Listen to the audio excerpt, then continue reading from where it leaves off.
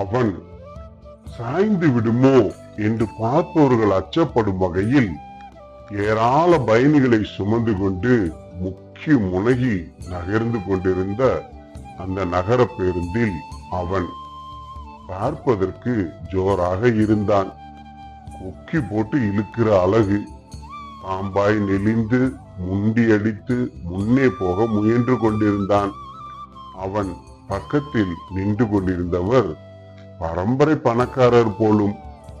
அவருடைய வெளுப்பான உடைகள் பார்ப்போர் கண்களுக்கு ஒளியை கொடுத்தன. கையில் கனமான பணப்பை வைத்திருந்தார். கழுத்தில் இருந்த தங்கச் சங்கிலி மார்பு பகுதியில் ஊசலாடியது. அவன் தன் ஒரு கையை முன்னோக்கி செலுத்தினான். பணக்காரரின் கழுத்தை நோக்கி அது பயணித்தது. யாரும் கவனிக்கவில்லை என்பதை உறுதிப்படுத்திக் கொண்டான்.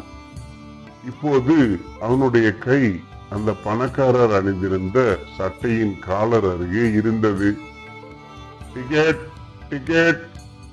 மூச்சு வாங்க சிரமப்பட்டு வழி விடுங்கயா என்று சலித்து கொண்டு டிக்கெட் கொடுத்தவாறு கண்டக்டர் அவனை கடந்து சென்ற போது அவனுக்கு பின்னால் நின்றவர்கள் அவன் மீது சரிய, அவனும் அந்த பணக்காரர் மீது சரிந்து அவரின் தங்கச் சங்கிலியை லாவகமாக கை வைத்து உருவ அது அவன் கையோடு வந்துவிட்டது.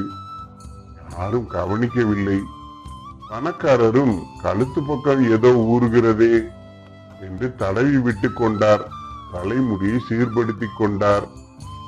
அவன் அந்த தங்கச் சங்கிலியை தன் பேண்ட் பாக்கெட்டில் போட்டுக்கொண்டு மெல்ல தன் கண்களால் பயணிகளை நோட்டம் விட அந்த ஏழை தொழிலாளி அவன் கண்ணில் பட்டான்.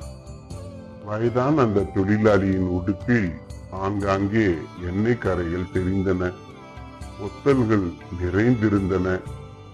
அவன் மேலும் முன்னேறி அந்த தொழிலாளியின் முதுகை ஒட்டியவாறு நின்று கொண்டான். தன் சட்டை பையிலிருந்து 10 100 ரூபாய் தாள்களை வெளியே எடுத்தான். பேருந்தின் குழுக்களுக்கு காத்திருந்து தொழிலாளியின் சட்டை பையில் தாள்களை சொருகினான். பேருந்து ஒரு நிறுத்தத்தில் நிற்க அவன் கீழே குதித்து நடந்து மறைந்து போனான். யார் அவன்? அவன்தான் அவன். நண்பர்களே, தொடர்ந்து இந்த கதையை குறித்த உங்கள் கமெண்ட்டுகளை கீழே பதிவிடுங்கள். தொடர்ந்து இது போன்ற கதைகளையும் கேட்பதற்கு நம் தமிழ் நம்பர் 1 ஸ்டோரிஸ் சேனலை சப்ஸ்கிரைப் செய்ய மறக்காதீர்கள் நண்பர்களே. வணக்கம்.